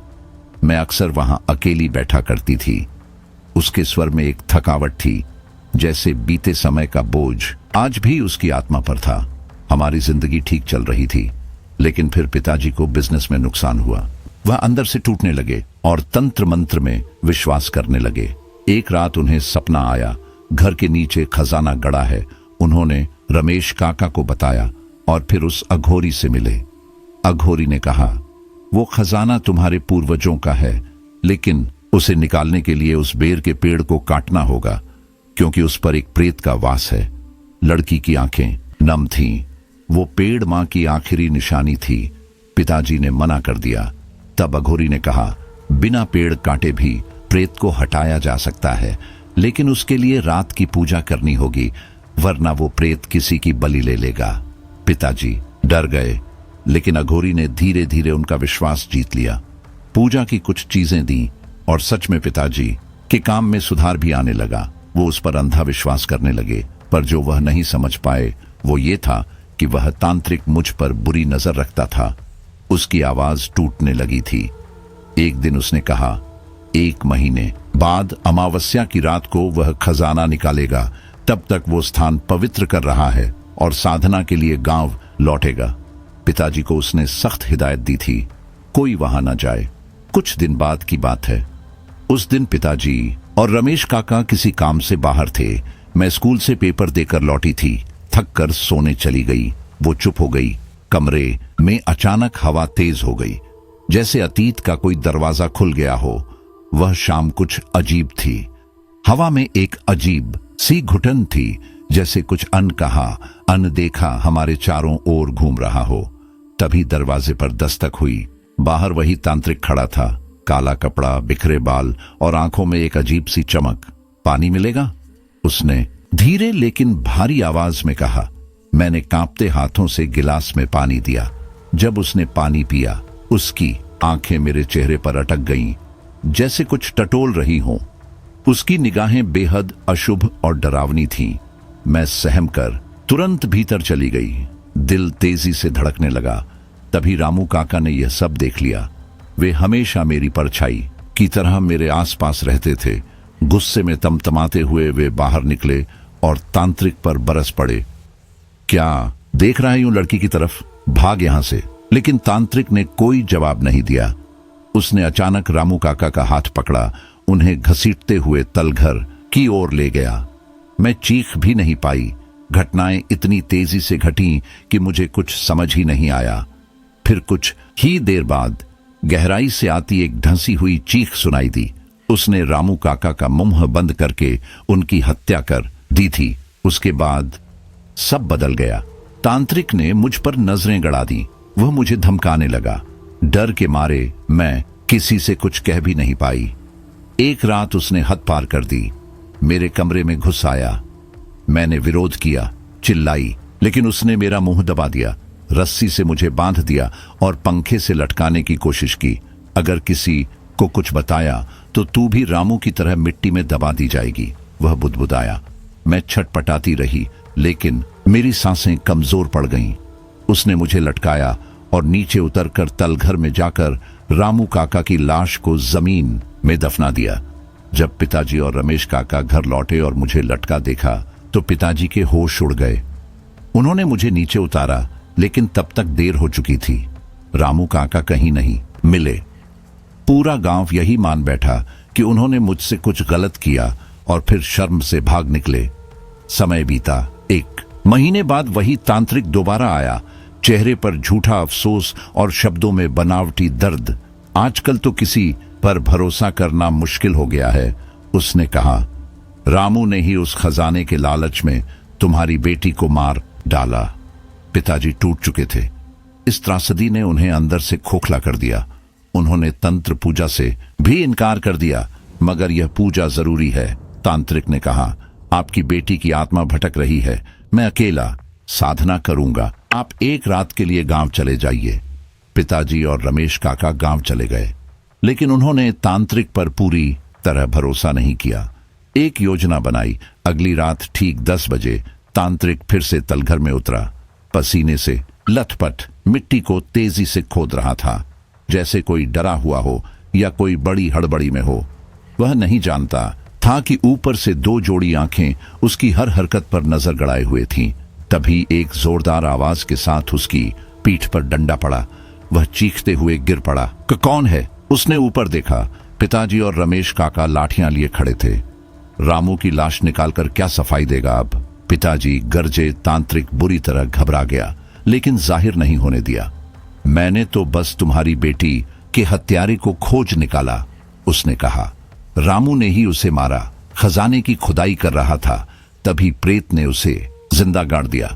चुप रह, अब तेरा असली चेहरा सामने आ गया है, पिताजी चीखे। सब सच बता। तांत्रिक जमीन पर गिर पड़ा, फिर एक अजीब सी हंसी हंसने लगा। तुझे कैसे पता चला? उसने कहा। मैंने कितना सफाई से काम किया था। पिताजी ने उसकी छाती पर लात मारते हुए कहा। जितना भी चालाक हो, एक ना एक गलती कर ही देता है। तूने मुझसे कहा था कि गांव जा रहा है, फिर तुझे कैसे पता चला कि रामू ने मेरी बेटी को मारा और भाग गया? ये बात तो हमने किसी से कही भी नहीं थी। पिताजी रुके नहीं, जब मैं घर लौटा, तलघर की सीढ़ियों पर रामू काका की शर्ट का टुकड़ा फंसा मिला। हमें शक हुआ खुदाई की तो उसके कपड़े जमीन में दबे मिले। मुझे यकीन नहीं हुआ कि तू ऐसा कर सकता है, लेकिन रमेश को पहले ही तुझ पर शक था। वह तेरे गांव गया और सारी सच्चाई पता की। पिताजी की आंखों में आंसू थे मगर आवाज में लावा। तू पहले चोर था, फिर एक अघोरी का चेला बना, फिर उसी को मार डाला। गांव वालों ने पहचान नहीं पाई, लेकिन अफवाह फैल गई। तेरा डर इतना था कि सब चुप थे। तू बाज नहीं आया, बीमार बच्ची को हवस का शिकार बनाया, फिर उसके भूत का बहाना बना दिया। मगर इस बार तू फंसा। रमेश ने उस आदमी से बात की जो तुझे जानता था। सब खुल गया। तांत्रिक अब भी मुस्कुरा रहा था, लेकिन उसकी आंखों में भय छलक रहा था। तो तू मेरी पूरी कुंडली लेकर आया है? वह बोला। तुझे लगता है तू मुझसे बच पाएगा? इतना कहकर वह पिताजी पर झपट पड़ा, उन्हें जमीन पर गिराकर उनका गला दबाने लगा। संघर्ष के दौरान पिताजी ने पूरी ताकत से उसे धक्का दिया। वह लड़खड़ाता हुआ पीछे गिरा और पास में जमीन से निकले एक नुकीले लोहे के डंडे पर जा गिरा। डंडा उसके सीने को चीरता हुआ भीतर घुस गया। वह तड़पने लगा। तलघर की हवा फिर से भारी हो गई, लेकिन इस बार डर की नहीं, अंत की। वो वही लोहे का डंडा था जिसे वह तांत्रिक हमेशा अपने साथ रखता था। पिताजी का मकसद उसे मारना नहीं था, बस कानून के हवाले करना चाहते थे। मगर किस्मत को कुछ और ही मंजूर था। वो उसी डंडे से मारा गया। मरते वक्त उसके होंठ कांपते हुए बुदबुदाए, तेरी बेटी को इस झां में भी नहीं छोड़ा। अब जा रहा हूं उसकी दुनिया में, वहां भी चैन से नहीं रहने दूंगा। मरते हुए भी उसने अपनी हैवानियत नहीं छोड़ी। मैं आज भी उस दिन को भूल नहीं पाती। मेरी आत्मा को उसने जैसे बांध लिया हो। मेरे अंदर एक भयानक सिहरन दौड़ती है जब याद आता है कि उसने मेरी आत्मा को अपना गुलाम बना लिया है। मेरी मौत सामान्य नहीं थी, एक अकाल मृत्यु। इसीलिए आज तक मुझे मुक्ति नहीं मिल सकी। वो तांत्रिक रोज मेरी आत्मा को यातनाएं देता है, रोज, जैसे मैं उसका खिलौना बन गई हूं। अकाल मृत्यु का मतलब सिर्फ जल्दी मर जाना नहीं होता। इसका मतलब है भटकती पीड़ा, अधूरी कहानियां और अंतहीन यातना। वो अकेला नहीं था।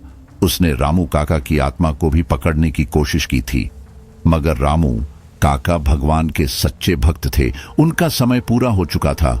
उन्हें मुक्ति मिल गई। तांत्रिक ने मेरी तरफ देखा और पूछा, तुम्हारी भी तो अकाल मृत्यु हुई है, फिर भी भटक रही हो, क्या वजह है? मैंने ठंडी सांस छोड़ते हुए कहा, उस तांत्रिक ने मेरी मौत से पहले मेरे बाल और कपड़े चुरा लिए थे और उन पर काला जादू कर दिया। मेरी चिता जल चुकी थी, मगर मेरी मुक्ति नहीं हो सकी। वो मेरी जैसी आत्माओं को बंदी बनाकर अपनी ताकत बढ़ाना चाहता है। उसे मुक्ति नहीं चाहिए, उसे बस और शक्ति चाहिए। अब वो तांत्रिक है कहां? उसने पूछा। मैंने इशारा किया, मकान के पीछे जो बेर का पेड़ है ना, वहीं रहता है। अब इतना कहकर केयरटेकर की बेटी जमीन पर धड़ाम से गिर पड़ी। उसकी सांसें तेज थीं, चेहरा पीला और आंखें खाली। मैं समझ गया ये कहानी खत्म नहीं हुई थी। लावारिस दिन का वह मोड़ जब सब कुछ खुलकर सामने आ गया। मेरे पति का चेहरा गुस्से से लाल हो गया। जब तुम्हें सब पता था तो हमें पहले क्यों नहीं बताया? वो चीख पड़े। केयरटेकर और उसकी पत्नी रोने लगे। साहब, हमसे गलती हो गई, लेकिन मजबूरी थी। यही हमारा जीवन यापन का एकमात्र सहारा था। जब साहब लोग बाहर रहते, यही किराया हमारा सहारा बनता। हम सच में मजबूर थे, उन्होंने रोते हुए कहा। उस लड़की की आत्मा जब आपकी बेटी में समा गई थी, हमने बहुत कुछ किया उसे बचाने के लिए, मगर वो आत्मा खुद दोषी नहीं थी, उसे भी मजबूर किया गया था। वह तो बस एक माध्यम थी, एक पिंजरे में कैद परिंदा। वो रुके, फिर कांपती आवाज में बोले, हमें कभी नुकसान नहीं पहुंचाया उसने, बस तांत्रिक की पकड़ में थी। एक दिन उसने हमें सब बता दिया। उसके बाद डर खत्म हुआ, मगर चिंता बढ़ गई। कभी सोचा भी नहीं था कि वो तांत्रिक मरकर भी यहीं होगा, आत्मा बनकर सब पर राज करता होगा। उन्होंने बताया, हमने कई बार भागने की कोशिश की, मगर हर बार नाकाम रहे। अंत में हमने हार मान ली और इस भयानक सच्चाई के साथ जीना सीख लिया। फिर उन्होंने वो राज खोला जिससे मेरी रूह कांप गई। उस तांत्रिक की आत्मा चाहती है कि इस घर में कोई गर्भवती औरत आए ताकि वह उसके माध्यम से इस दुनिया में फिर से जन्म ले सके। साहब, माफ कर दीजिए, अगर हम मना करते तो वो हमारी बेटी को मार डालता। मैंने अपने साथ आए तांत्रिक से पूछा, अब इसका क्या हल है? वो गंभीर हो गया। यह मामला साधारण नहीं है, इसका हल मेरे गुरुजी के पास हो सकता है। वे एक गांव में रहते हैं, यहां से 30 किलोमीटर दूर। काली मां का मंदिर है, एक घने जंगल के बीच। वहीं उसने जोड़ा, पर वो जंगल इतना घना है कि शाम के बाद वहां जाना नामुमकिन है। मैंने बिना देर किए ऑफिस में कॉल किया और छुट्टी ले ली। अब नौकरी की चिंता तो मन से उतर ही चुकी थी। पत्नी को कॉल करके कहा, तुम्हें होटल में कुछ दिन और रहना होगा, यहां मकान की स्थिति ठीक नहीं है। अगर बताता कि मैं जंगल में जा रहा हूं तो वो घबरा जाती। मैं और वह तांत्रिक बाइक पर निकल पड़े। 1 घंटे बाद हम स्टेट हाईवे के किनारे पहुंचे। यहां से आगे का सफर पैदल तय करना था। बीच में एक रेलवे क्रॉसिंग आई, बिना फाटक वाली। वहीं एक छोटी सी चाय की टप थी। तांत्रिक बोला, ये मेरा जानकार है। हमने बाइक वहीं खड़ी कर दी और चल पड़े। रेलवे लाइन पार करने के बाद जो सड़क थी वो टूटी फूटी थी, बमुश्किल बाइक निकल सके। कुछ दूर जाकर वो भी खत्म हो गई। अब एक पगडंडी ही रह गई थी। हम जैसे जैसे आगे बढ़े, पेड़ इतने घने हो गए कि आसमान तक ढक गया। झाड़ियों में कुछ हलचल होती तो दिल धड़क उठता कि कहीं सांप ना हो, बिच्छू ना हो। मन ही मन डर बैठा था। हर झाड़ी से डर लगने लगा, जैसे कोई जंगली जानवर अभी सामने आ जाएगा। तांत्रिक तेजी से आगे बढ़ रहा था। साधारण पट्टीदार शर्ट में कोई नहीं कह सकता था कि वो तांत्रिक है। उसके कदम तेज थे, जैसे यह सब उसका रोज का काम हो। मैं धीरे धीरे कांटों से बचते हर कदम फूंक फूंक कर रखता। कभी पांव में कोई शाख उलझती तो ऐसा लगता जैसे सांप ने जकड़ लिया हो। कहते हैं ना, जब डर मन में हो तो रस्सी भी सांप लगती है। वो मुझसे करीब 100 मीटर आगे था। मेरी हालत देख आवाज लगाई, डरिए मत सर, महाराज जी का इलाका है ये। उनकी मर्जी के बिना यहां पत्ता भी नहीं हिलता। कीड़े मकोड़े भी आपकी तरफ नहीं देखेंगे।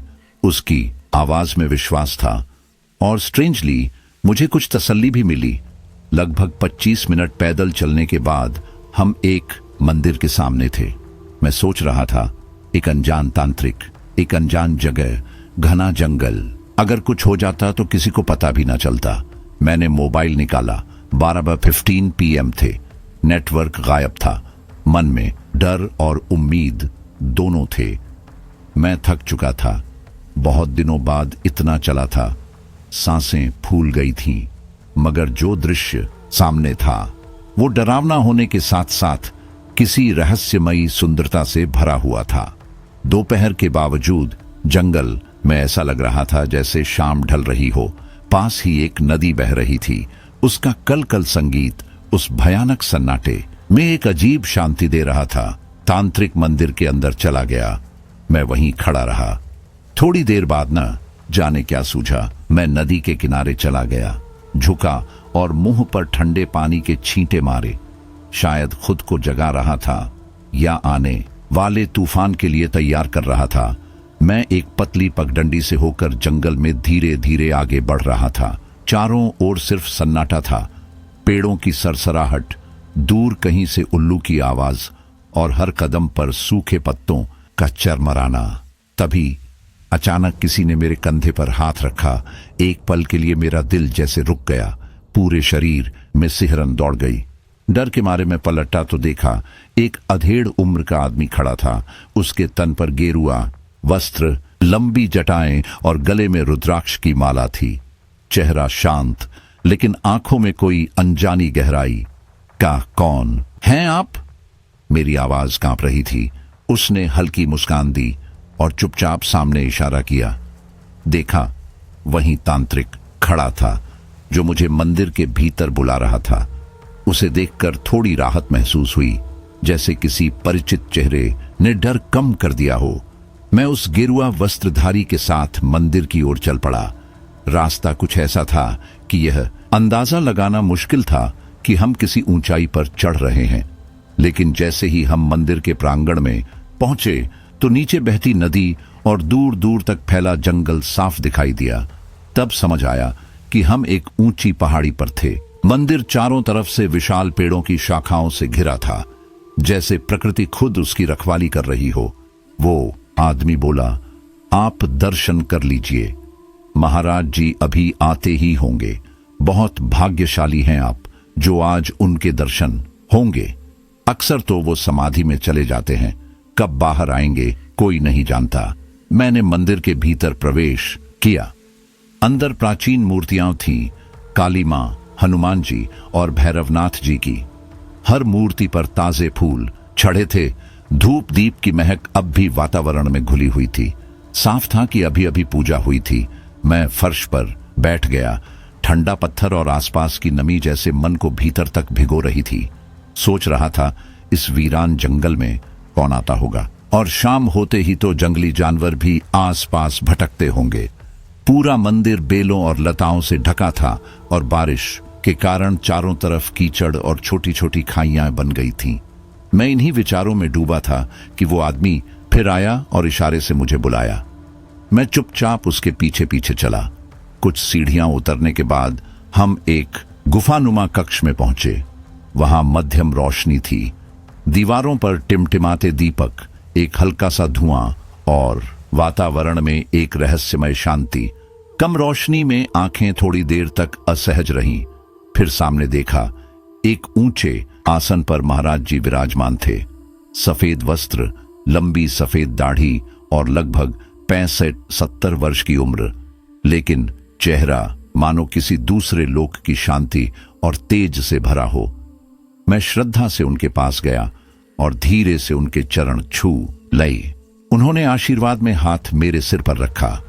एक अद्भुत शांति का अनुभव हुआ, जैसे वर्षों पुरानी बेचैनी अचानक शांत हो गई हो। मैंने उनकी ओर देखते हुए कहा, बाबा, मैं बहुत बड़ी समस्या में हूं। लेकिन मैं कुछ और बोल पाता, उससे पहले ही बाबा ने हाथ उठाकर चुप रहने का इशारा किया और अपनी आंखें मूंद लीं। वे ध्यान की स्थिति में चले गए। मैंने उलझन भरी नजरों से तांत्रिक की ओर देखा। उसने मुस्कुराकर हाथ जोड़ते हुए इशारे में चुप रहने को कहा।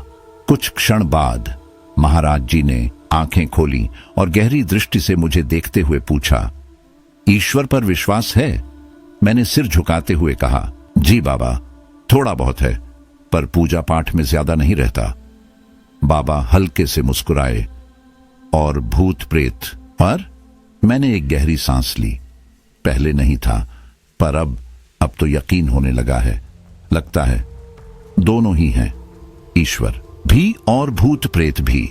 सब प्रारब्ध का खेल है बेटा, बाबा ने गंभीर स्वर में कहा। जीवन में सब कुछ पूर्व निर्धारित है। एक एक पल, एक एक मोड़, ये सब तुम्हारे पूर्व जन्म के कर्म हैं जो तुम्हारा आज तय कर रहे हैं। मैं थोड़ा उलझन में था।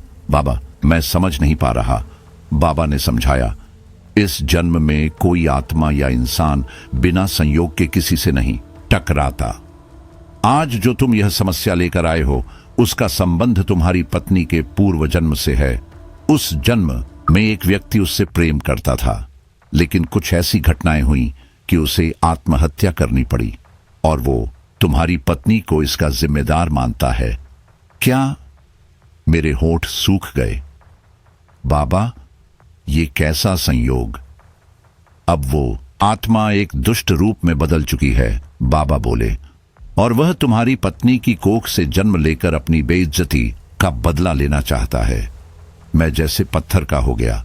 बाबा, पर हम तो उसे जानते भी नहीं। अगर मेरा ट्रांसफर न होता तो हम कभी इस शहर में आते भी नहीं। यही तो प्रारब्ध है बेटा, बाबा बोले। कर्म तुम्हें वहीं ले जाते हैं जहां से तुम बंधे हो।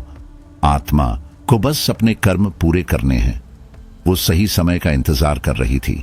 आत्मा और जीवित व्यक्ति की ऊर्जा जब तक मेल नहीं खाती, तब तक आत्मा संपर्क नहीं कर सकती। फिर उन्होंने मेरी आंखों में झांका। क्या तुमने कभी सोचा था कि एक दिन इस जंगल में मेरी मुलाकात होगी?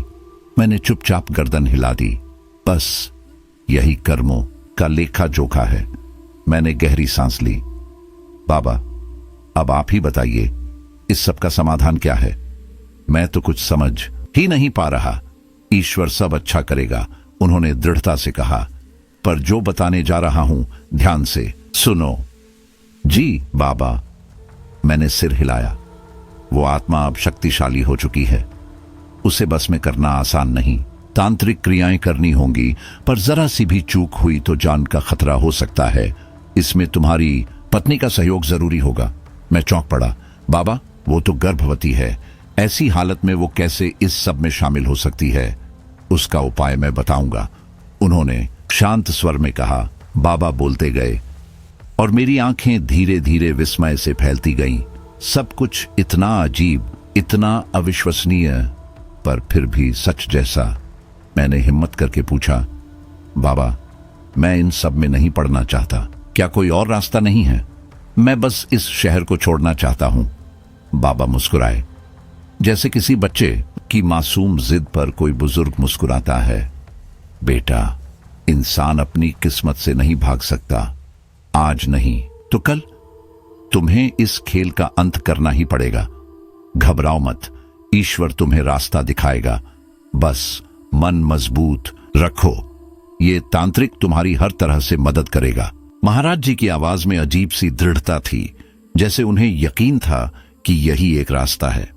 उनसे मिलकर थोड़ी तसल्ली जरूर मिली, लेकिन मेरे भीतर की बेचैनी अभी भी उतनी ही तीव्र थी। माथे पर तनाव की लकीरें जमी हुई थी और सिर ऐसा लग रहा था जैसे किसी भारी पत्थर तले दबा हो। मन बार बार सोच रहा था, मैं इस सब में फंसा ही कैसे? कुछ दिन पहले तक सब ठीक ही तो चल रहा था। महाराज जी ने मेरे और मेरी पत्नी के लिए एक एक ताबीज दिया। पीतल की डोरी में बंधा, कुछ संस्कृत में लिखा हुआ था उस पर। अजीब बात यह थी कि जिन बातों को मैंने कभी तर्क और विज्ञान के खिलाफ मानकर नकारा था, आज उन्हीं पर भरोसा करना पड़ रहा था। मानो हालात ने मुझे मजबूर कर दिया हो। मन ही मन सोचा, मरता क्या न करता। अभी तो शुरुआत है, असली जंग तो अब शुरू होगी। जब घड़ी पर नजर पड़ी तो दोपहर के 3:30 बज रहे थे। जंगल में सूरज ढलने लगा था, हवा ठंडी और भारी होती जा रही थी। हम दोनों, मैं और तांत्रिक, महाराज जी के चरण स्पर्श करके वहां से निकले और मुख्य सड़क पर पहुंचे ही थे कि मोबाइल की तेज घंटी बजने लगी। स्क्रीन देखी, पत्नी का फोन। जैसे ही कॉल उठाया, उधर से उसकी आवाज टूटती हुई गुस्से और घबराहट से भरी आई। कहां हो तुम? कब से फोन कर रही हूं, लग ही नहीं रहा। मैंने गहरी सांस लेते हुए जवाब दिया, मैं ठीक हूं, घर आकर सब बताता हूं, प्लीज चिंता मत करो। फोन रखते ही मन में विचार आया कि कह दूं। सुबह से जंगल में पिकनिक मना रहा था, मगर खुद पर हंसी भी आई। अब मजाक का वक्त नहीं था, तारीख और समय तय हो चुके थे। योजना अब अमल में लाने का वक्त आ गया था। अगली सुबह 5 बजे सूरज की पहली किरणें आसमान को नारंगी कर रही थीं, जब तांत्रिक और उसका चेला हमारे घर पहुंचे।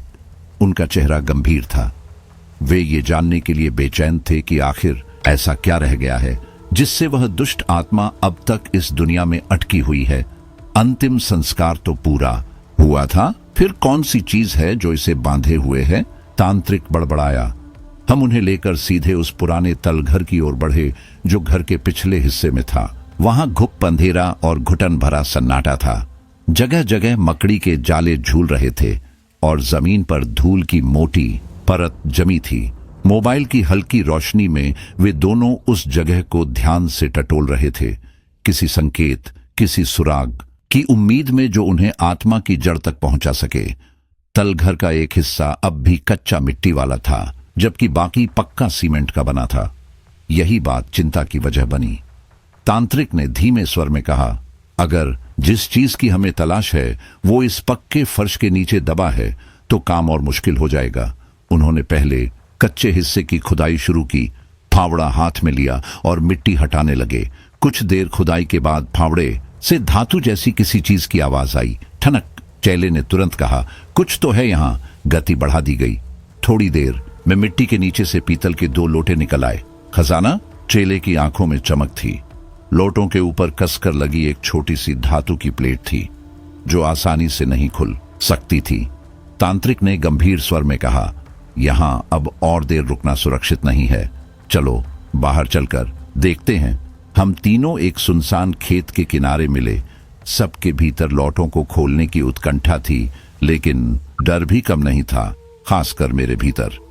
तांत्रिक ने बिना किसी हिचक के पहला लोटा खोला। जैसे ही ढक्कन खुला, हमारे चेहरों से खून उतर गया। कोई खजाना नहीं था, उसके भीतर लाल कपड़े में बंधा एक अजीब सा पैकेट था। जब कपड़ा खोला गया तो उसमें बालों का गुच्छा, सिंदूर, चावल और एक सूखा नींबू निकला।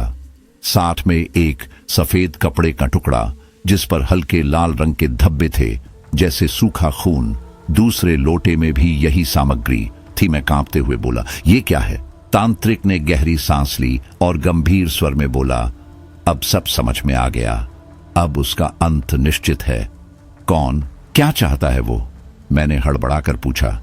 महाराज जी सही कह रहे थे, तांत्रिक मेरी तरफ देखता हुआ बोला।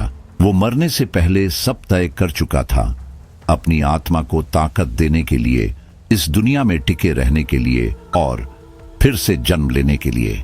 मैं अवाक रह गया। मरने से पहले उसने अपने बाल और खून में भीगा कपड़ा तांत्रिक विधियों से इन लोटों में बंद कर दिए थे, ताकि उसकी आत्मा न बंधे न मुक्त हो, और एक दिन किसी गर्भवती महिला के शरीर में घुसकर वह दोबारा जन्म ले सके। तांत्रिक की आवाज भारी हो चुकी थी। वो इस मकान मालिक की बेटी को पसंद करता था। शायद उसी की आत्मा को भी बांध रखा है। यही वजह है कि वो आज तक यहां अटका है। ये दोनों लौटे उन्हीं दोनों की आत्मा को बांधने वाले साधन हैं। अब यही इनकी मुक्ति का जरिया बनेंगे। लेकिन वह रुका। ऐसी आत्माएं आसानी से नहीं जाती, इन्हें बांधकर रखना पड़ता है। यही इनकी सजा है। उस रात का अंधेरा कुछ और ही था। ठंडी हवा की सनसनाहट और आसपास का सन्नाटा आत्मा तक को कंपा देने वाला था। मकान के पीछे आंगन में, जहां बगीचा शुरू होता था, वहीं एक हवन कुंड तैयार किया गया। तांत्रिक ने मंत्रोच्चार के लिए विशेष सामग्री जमा की थी। जड़ी बूटियां, राख, सिंदूर, नींबू और वो दोनों लौटे। उसके पास 2 बड़े दिए भी थे जो अभी तक नहीं जलाए गए थे। मैं ये सब देखता जा रहा था और भीतर तक कांप रहा था। रात के ठीक 12 बजे तांत्रिक ने मंत्र पढ़ने शुरू किए। हवा अचानक भारी लगने लगी। वो बेर के पेड़ की ओर मुंह करके बैठ गया और उस आत्मा को पुकारने लगा। मेरी पत्नी को ठीक 12 बजे घर में प्रवेश कराया गया और तांत्रिक द्वारा खींचे गए लाल सुरक्षा घेरे के भीतर खड़ा किया गया। मैं हिम्मत करके भीतर से खड़ा रहा। तांत्रिक ने कहा था, जब तक उसके गले में गुरुजी का ताबीज है, उसे कोई छू भी नहीं सकता। पर मुझे यह यकीन दिलाने के लिए नहीं, खुद को शांत रखने के लिए कहा गया था। उस रात डर की कोई आवाज नहीं थी, पर उसकी मौजूदगी हर तरफ महसूस हो रही थी। मेरी पत्नी को पहले ही स्पष्ट रूप से समझा दिया गया था, चाहे कुछ भी हो जाए, वह उस सुरक्षा घेरे से बाहर नहीं निकलेगी। वह घेरा उसके चारों ओर खींचा गया था, एक पवित्र रेखा जिसे पार करना उसकी जान के लिए खतरा हो सकता था। बाहर आंगन में तांत्रिक ने तैयारी शुरू कर दी थी। वह तंत्र सिद्धियों का प्रयोग कर एक दुष्ट आत्मा को बुलाने जा रहा था। हवाओं में एक अजीब सनसनाहट भर गई थी। मंत्रों का उच्चारण तेज होता गया और वातावरण में जैसे कोई अदृश्य तनाव घुलने लगा। घर के अंदर अचानक सब कुछ बदल गया। लाइटें बार बार जलने और बुझने लगीं, जैसे किसी अदृश्य शक्ति ने बिजली से खेलना शुरू कर दिया हो। रसोई से बर्तनों के गिरने की आवाजें आने लगीं, एक एक कर, जैसे किसी ने जानबूझकर उन्हें जमीन पर फेंका हो। मेरी पत्नी वहीं भीतर उस घेरे में बैठी थी, मगर उस अराजकता के बीच उसका चेहरा हिम्मत से भरा हुआ था।